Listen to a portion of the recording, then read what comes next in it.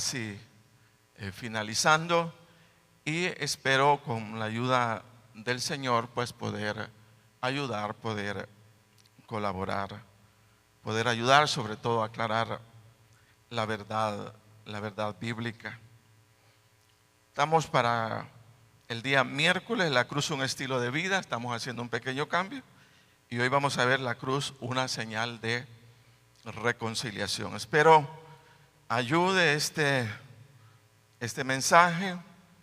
Espero de veras pueda generar criterio de Cristo en nosotros, porque es un tema que va con las relaciones.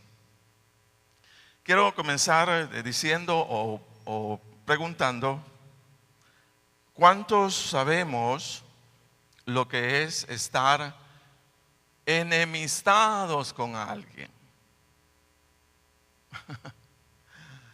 Ay, Señor, yo creo que todos sabemos o conocemos lo que es estar enemistados con otras personas. Tener a una persona como la persona de mayor confianza y de mayor aprecio, para luego volverla a lo mejor en nuestro mayor enemigo, separados o alejados de toda relación. Yo creo que todos tenemos experiencias semejantes. Todos sabemos lo que es estar enemistados. Fíjese que esto puede ocurrir no solo con los amigos, con los compañeros de trabajo, con los vecinos, sino también, hermanos, con la familia. Con la familia. Usted me va a decir, ¿con la familia? Sí, hermano, con la familia. Padres enemistados con sus hijos, hijos enemistados con sus padres, esposos enemistados, así como lo oye, a muerte. Así como lo oye. Esposos y esposos, aquellos que se besaron, que se quisieron y hoy no se pueden ni ver. Y no digamos, hermanos, los hermanitos de la iglesia, de la congregación, bien enemistados, hermanos. Todos creo que tenemos la experiencia de saber lo que es estar enemistados. Fíjese que se cuenta de dos hermanos que vivían en granjas contiguas o pegaditas, digámoslo, la una de la otra. Se dice que por 40 años estos hermanos habían cultivado juntos, hombro a hombro, compartiendo maquinaria, intercambiando cosechas y bienes de forma continua. Dice que nunca habían tenido mayor problema, mayor dificultad. Pero esta larga y beneficiosa relación terminó repentinamente. Comenzó con un pequeño malentendido y fue creciendo hasta llegar a ser una diferencia mayor entre ellos, hasta que explotó aquella relación en un intercambio de palabras amargas, seguidas de semanas sin hablarse.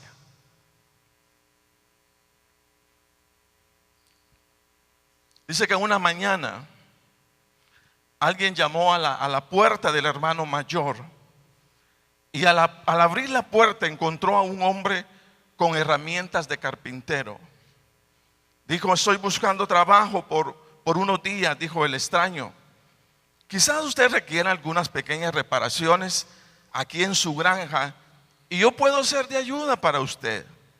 Sí, dijo el hermano mayor, tengo un trabajo para usted.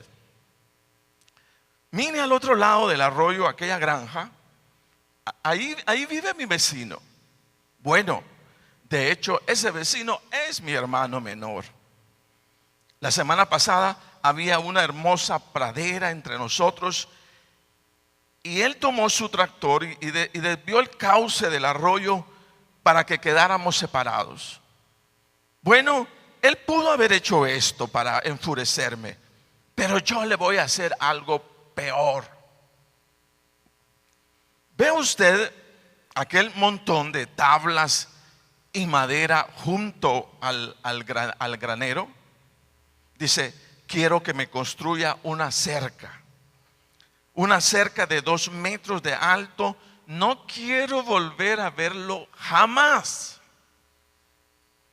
Dice que el carpintero le dijo, creo que comprendo la situación.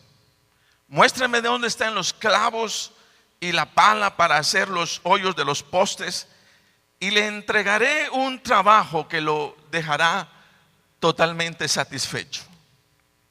Dice que el hermano mayor le ayudó al carpintero a reunir todos los materiales. Y ese día dejó su finca para ir a comprar al pueblo.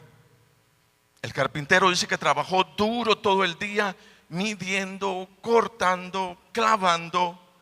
Y ya al atardecer, cuando el hermano mayor regresó a la granja, dice que el carpintero justo había terminado su trabajo. El granjero quedó con los ojos completamente abiertos. No podía creer lo que estaba viendo. Dice que no había ninguna cerca de 2 metros. Dice que en su lugar había un puente. Un puente que unía las 2 granjas a través del arroyo. Dice que era una fina pieza de arte con todo y barandales. En ese momento, su hermano menor vino desde la granja, corriendo y abrazando a su hermano, le dijo, eres un gran tipo, hermano. Mira que construir ese hermoso puente después de lo que te he hecho y lo que te he dicho. Este momento se fue propicio para que hubiera una reconciliación entre aquellos hermanos enemistados. Dice que en ese diálogo estaban cuando vieron que el carpintero tomaba sus herramientas y se alejaba. Dice que le dijeron, no espere, le dijo el hermano mayor al carpintero, quédate unos cuantos días más, tengo muchos proyectos para ti.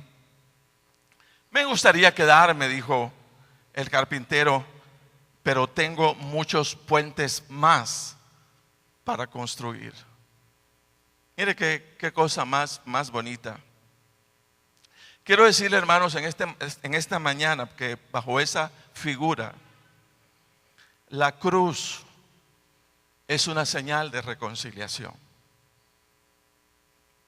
La cruz, cada vez que veamos nosotros una cruz, entendamos que hay reconciliación. La cruz es un mensaje de reconciliación. De reconciliación para todos, hermanos. Para todos. Ese debe de ser uno de los mensajes, entre todos los mensajes que hemos estado viendo acerca de la cruz. Y fíjese que el apóstol Pablo, en la carta a los Efesios, nos va a enseñar que mediante la cruz se operó la reconciliación más representativa. Más representativa. Cuando Dios Padre en Cristo Jesús quitaba toda aquella lista de ofensas del hombre que nos convertía en enemigos, hermanos, de Dios. Y por la sangre del Señor Jesucristo, dice que todo hombre tuvimos la oportunidad de acercarnos y convertirnos en amigos de Dios. Por eso decimos en esta mañana que una de las señales, ¿verdad?, del mensaje fuerte que nos debe dejar la cruz es un mensaje de reconciliación. Y ya vamos a ver hasta dónde nos tiene que llevar dicho mensaje. Quiero que vaya conmigo a Efesios capítulo 2, versículo 13.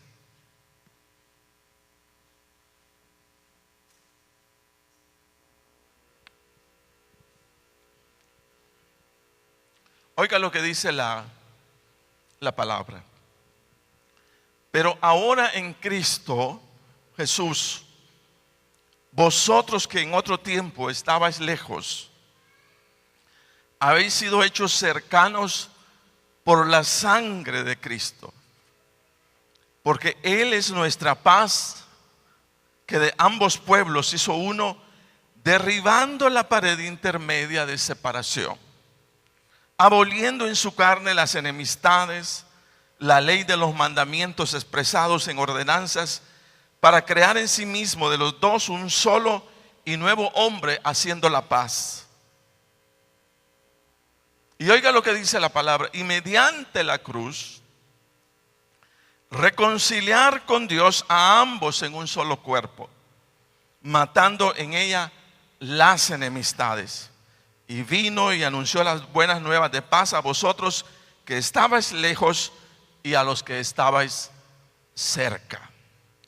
Fíjese que en el ambiente judío se maneja hasta el día de hoy de ese orgullo o celo de nación que les hace sentir únicos delante de Dios. Si existe sobre la tierra un pueblo orgulloso, pero muy orgulloso de ser, es el pueblo judío.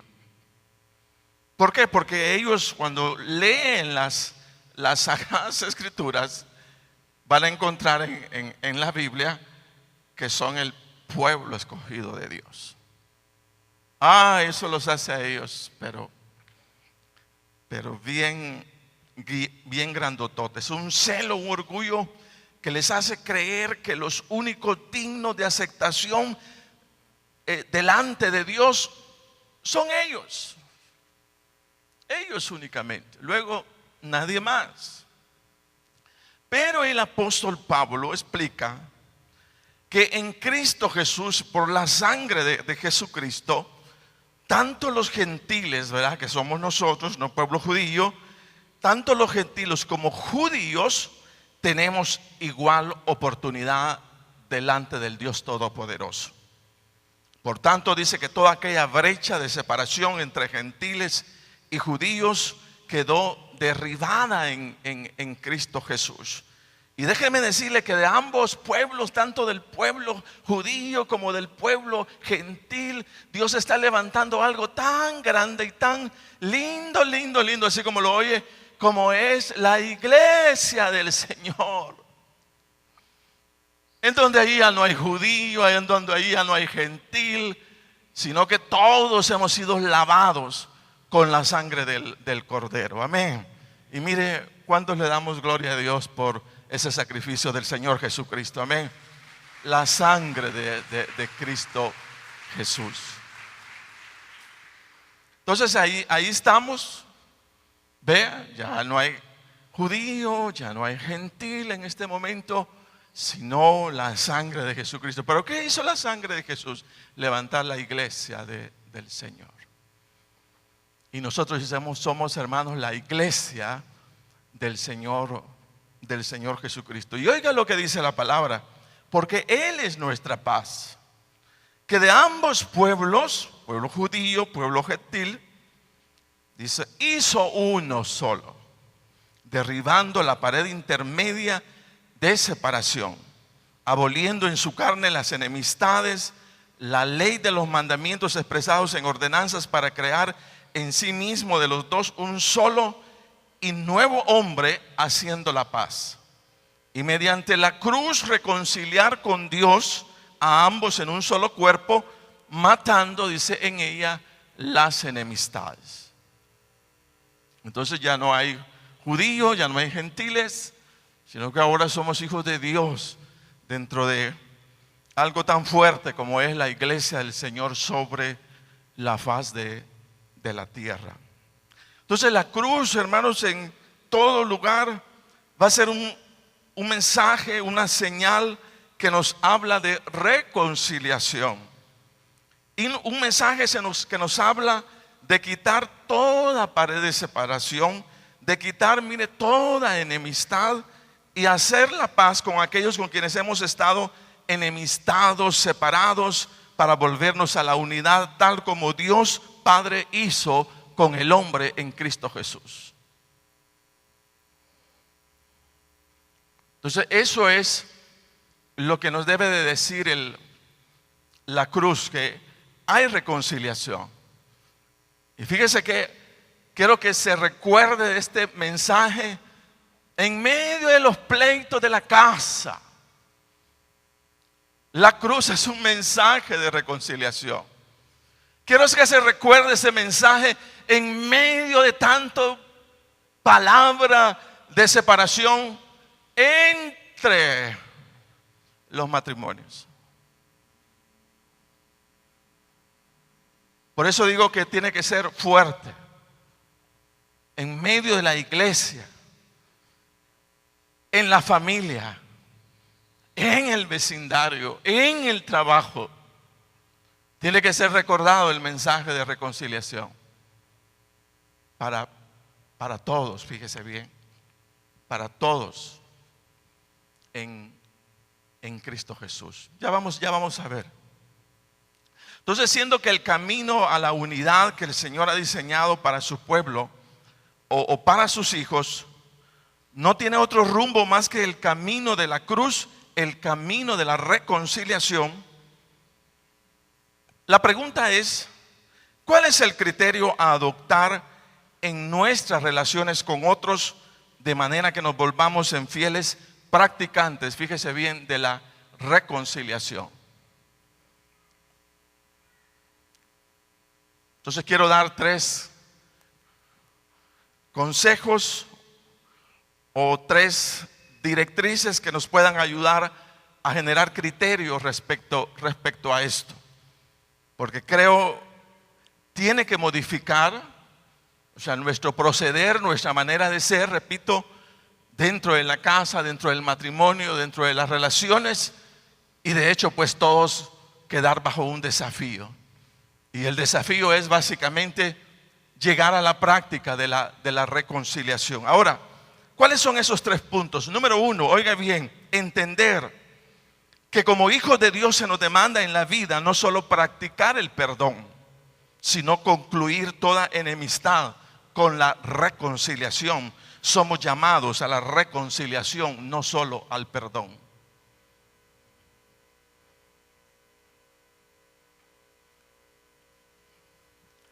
Déjeme decirle que a mí esto me pega tan fuerte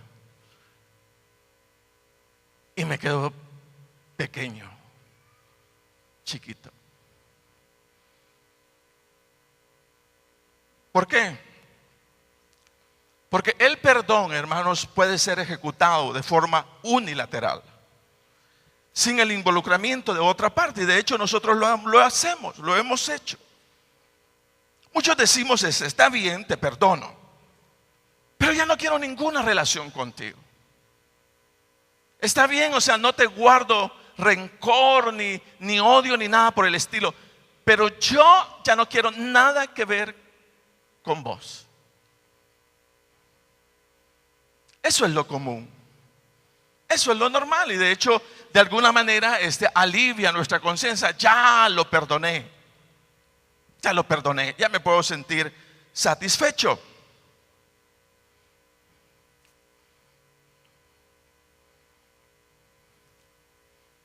Pero fíjese que para entrar al diseño verdadero, en donde la presencia de Dios de veras ahí estará fuertísima, tienes que ir más allá del perdón. Tienes que entrar a una reconciliación. Y la cuestión es que en la reconciliación no puede ser unilateral. Porque en la reconciliación tienen que intervenir, fíjese, ambas partes en la recuperación de la unidad o de la paz perfecta entre 2 personas. Eso significa, hermanos, que hablar de reconciliación es hablar de diálogo, es hablar de unidad. Entonces, cuando estamos enemistados con alguien, la situación no culmina perdonando. La situación culmina hablando y reconciliándose. Entonces, si yo, como quien dice, ya me sentía tranquilo porque ya perdonaba, ahora el llamado es: ve más allá, busca al enemistado, habla con él y entra en reconciliación. Fíjese, porque la perfecta unidad no está en el perdón, la perfecta unidad está en la reconciliación. Entonces, cuando nos vayamos a meter en líos con alguien, recordemos, vamos a tener que perdonar, y si queremos nuevamente entrar al plan perfecto de Dios, vamos a tener que aprender a dialogar. Obvio, si la persona lo permite o lo quiere, ¿no? Amén. Entonces, en el hogar, en la casa, fíjese bien, el esposo no puede irse únicamente: ya te perdoné y nos vemos. No, tiene que haber diálogo, tiene que haber reconciliación, porque lo que la palabra de Dios nos manda es, fíjese, no es al perdón solo, sino a la reconciliación.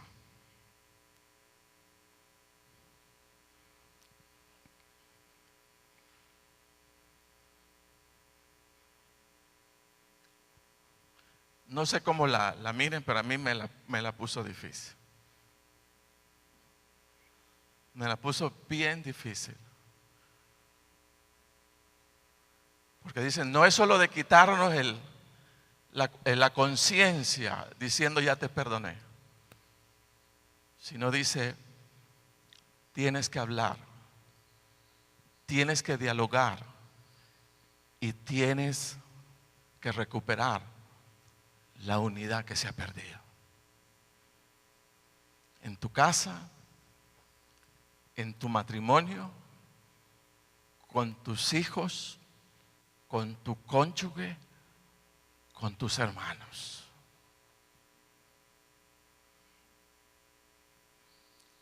Amén. Entonces ahora, como iglesia, hermanos, tenemos un desafío.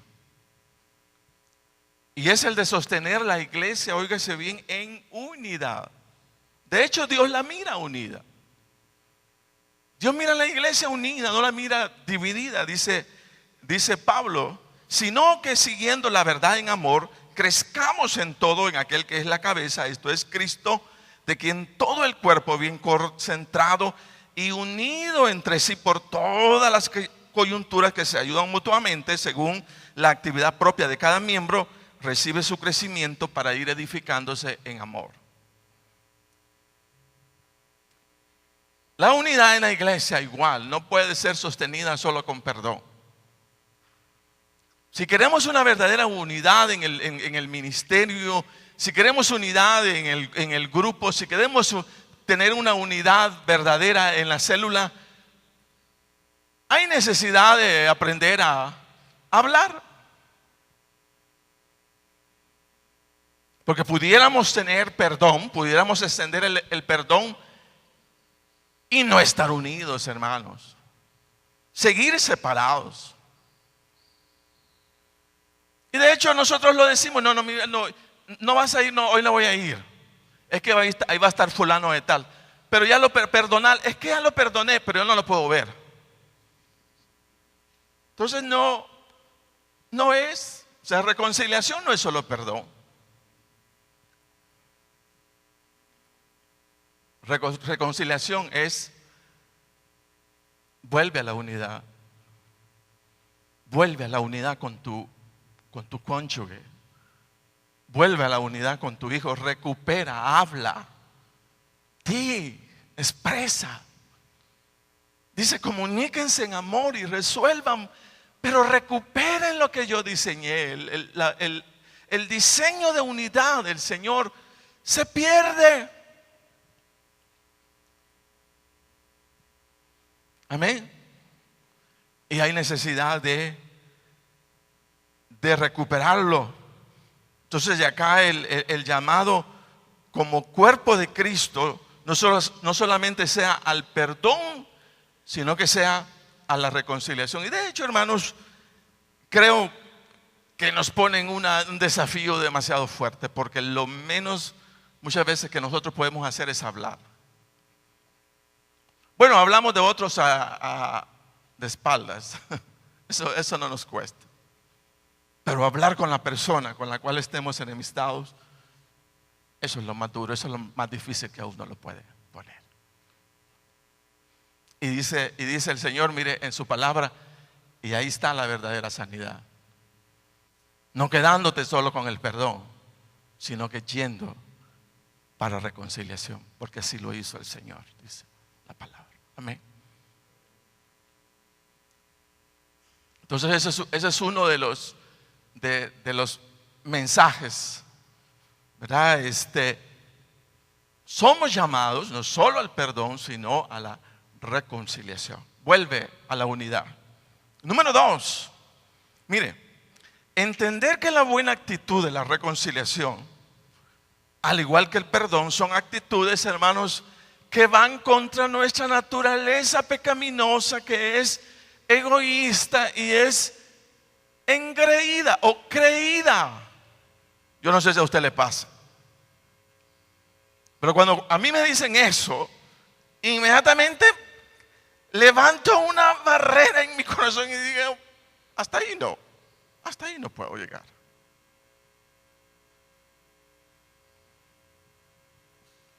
Y yo lo que encuentro es, hablando de mí mismo, es el orgullo de mi naturaleza pecaminosa. Ese engreimiento de mi naturaleza, eso es lo que encuentro. Porque para otras cosas uno es, está bien, no hay problema, yo lo voy a hacer, que aquí, que allá. Pero cuando nos hablan de reconciliarse, no. Ahí hay una barrera grande.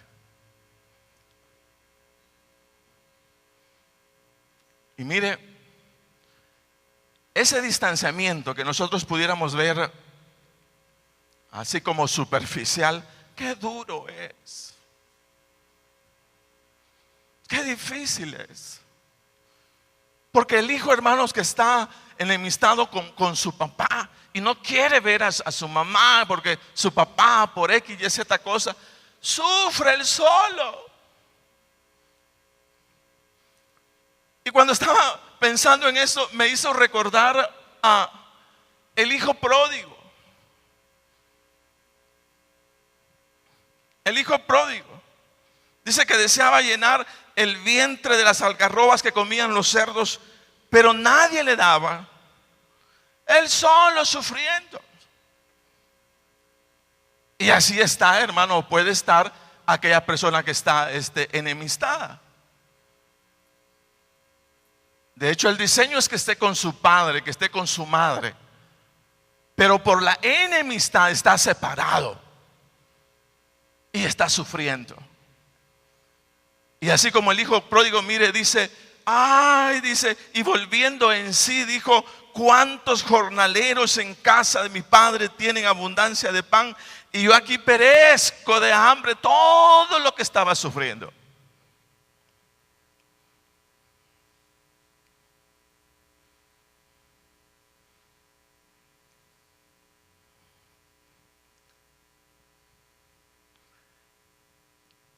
Imagínese cuánto provecho hay en la unidad, pero cómo el enemigo lo destruye. Los cónyuges, pudiendo estar unidos, separados. Uno en el cuarto, otro en la cocina. Uno en el garage, el otro en el baño. Porque no se quieren ver. Entonces la palabra es, hay que aprender a hablar. Porque la reconciliación, fíjese, es parte del plan de Dios. Y si nosotros lo vemos, lo observamos, y vemos su significado, vamos a darnos cuenta que verdaderamente hay bendición en la unidad, pero que el enemigo la está robando. Te la roba en la iglesia cuando pudiéramos estar juntos alabando, exaltando el nombre de Dios. Ya no está.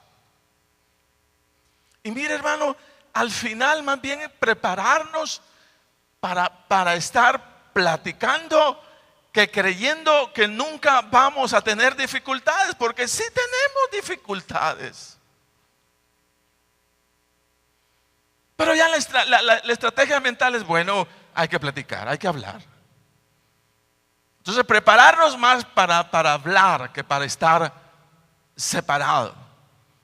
Y recordar, o sea, que unidos nos estamos perdiendo de cosas tan grandes, tan significativas como la del hijo pródigo, que soñaba como estar en la casa de su papá. Y cuando llegó a la casa de su papá, mire todo lo que encontró. Estaba su hermano, ahí había fiesta, ahí había carne, y él estaba solo. Así está la persona que no está reconciliada.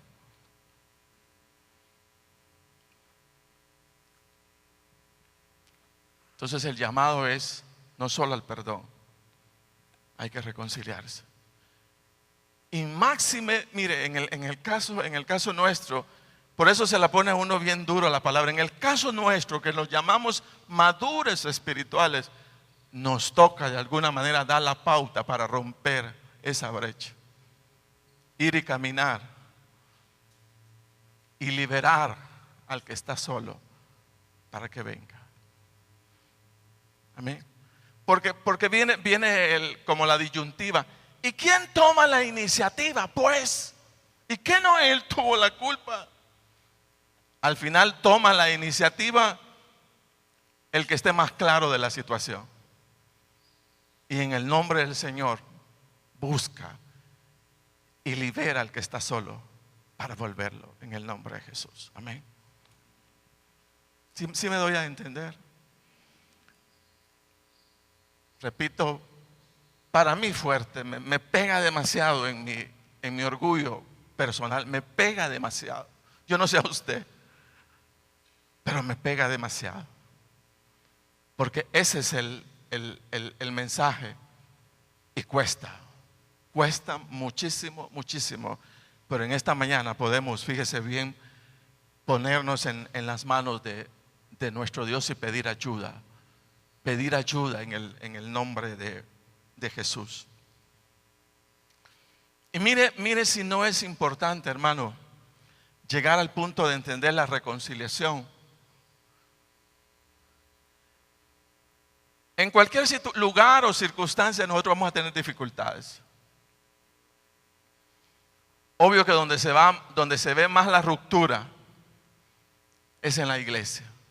Porque al final en su trabajo usted no puede decir me voy, sabe que su salario no lo puede perder. Ni modo, tiene que aguantarse.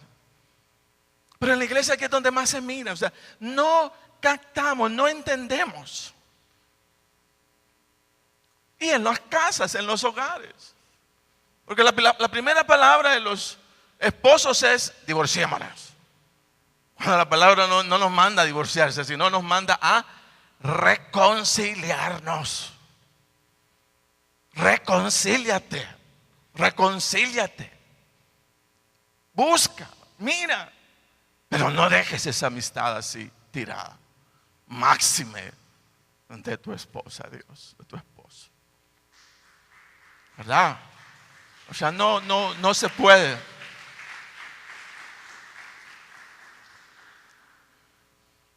Yo quiero preguntar, ayuda esta palabra. Yo nunca la había visto de esa forma. Créame, nunca la había predicado porque no la había visto. Y ahora que la veo, qué reto. Y veo la ignorancia, ¿verdad?, en todo el pueblo de Dios. Porque lo más fácil es, me voy a otra congregación. Ahí me van a entender. No, ahí voy a llegar a tener el mismo problema. Y como no tengo la revelación de la reconciliación, entonces, salgo viendo a meterme en líos en otro lado, porque vamos a tener los mismos líos. Pero cuando tenemos revelación, fíjese bien, vamos a buscar lo que es verdadero. Y lo que es verdadero no es salir huyendo. Lo que es verdadero es buscar la reconciliación en el nombre de Jesús. Amén. Número 3, como ahondando, ¿verdad?, en el punto, entender que la madurez espiritual, oiga, la madurez espiritual es aquella que ya no se alimenta en culpar o señalar a otro, sino fomenta en el olvidar para alcanzar la paz o unidad que el Señor diseñó para su pueblo.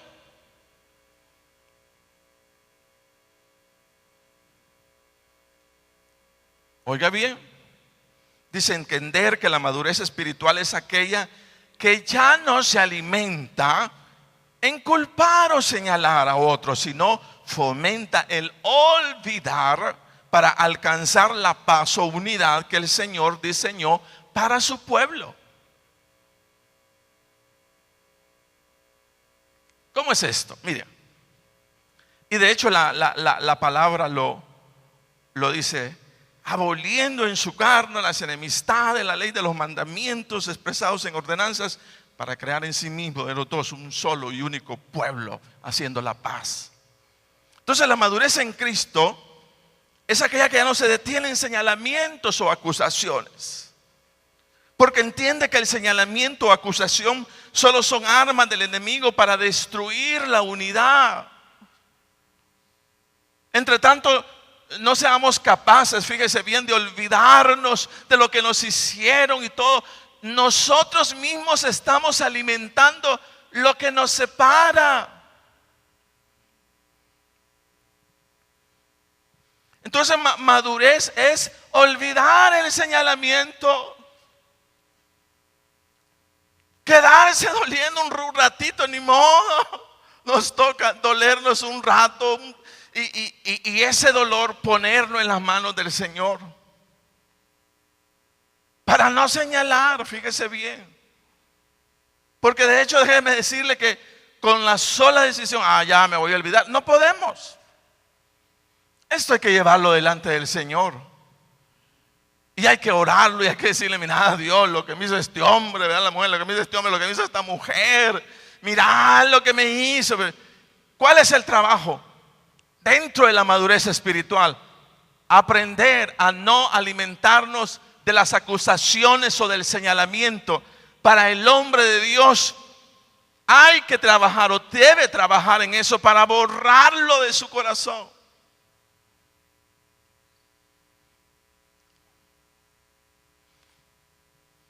Amén.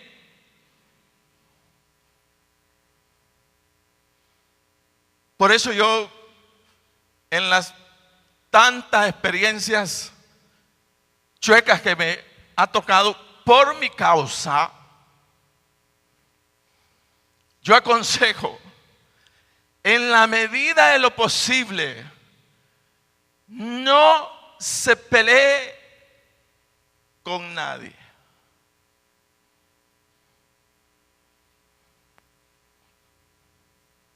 Nunca, así como lo oye. Porque el reencontrarse con una persona con la que nos hemos peleado es más difícil que con aquella que a lo mejor tuvimos diferencias, pero que no dijimos nada, agarramos camino por un lado y para otro, y luego se reencuentra uno y dice: hasta se me olvidó por qué nos separamos. Pero cuando usted se ha peleado o nos hemos peleado, en la mente, por 1 año, por 2 años, por 3 años, por 4 años, por 5 años, se está recordando todo lo que se dijo, fíjense. Y cuando se reencuentran después de 5 años los matrimonios, pero ¿recordás lo que me dijiste ese día? Ahí se centra, fíjese. Ahí se centra la enemistad en el pleito. Ahí se quedó. Pero yo hice en la medida de lo posible, cónyuges, no peleemos.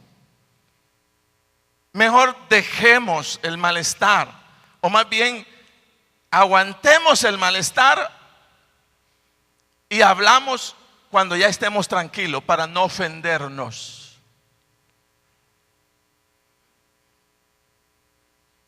¿Sí?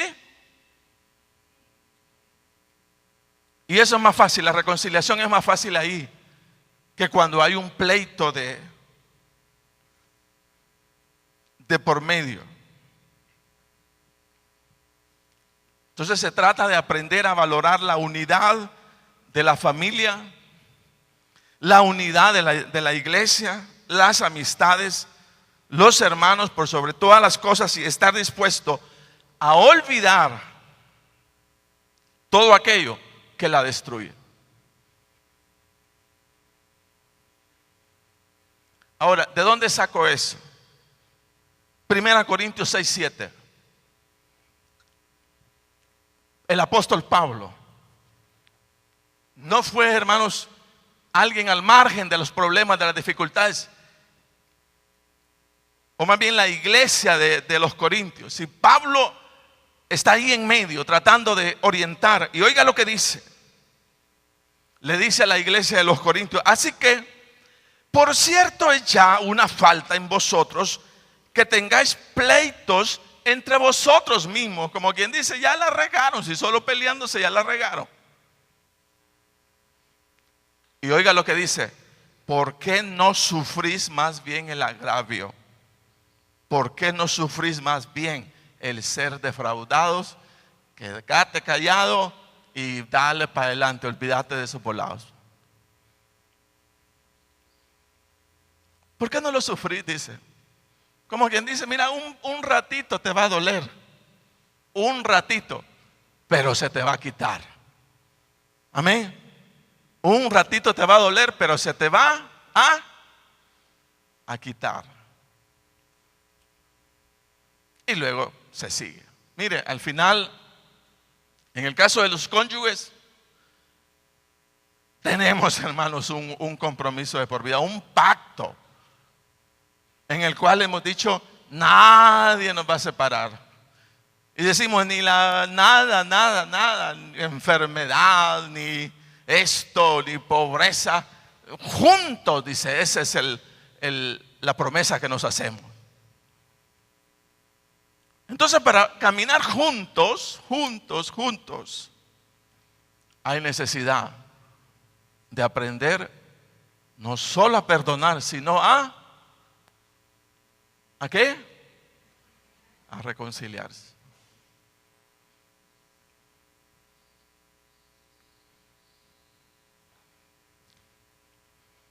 Entonces nos va a doler un poquito, pero cuando pase es mejor olvidar que continuar dañado por el mal proceder de otros.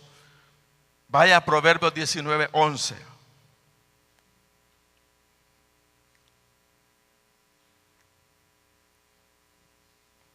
Y oiga lo que dice: la cordura del hombre detiene su furor, mas su honra es pasar por alto ¿el qué?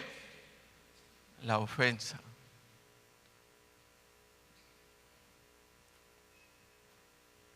Entonces madurez no es quedarse ¿verdad? Señalando.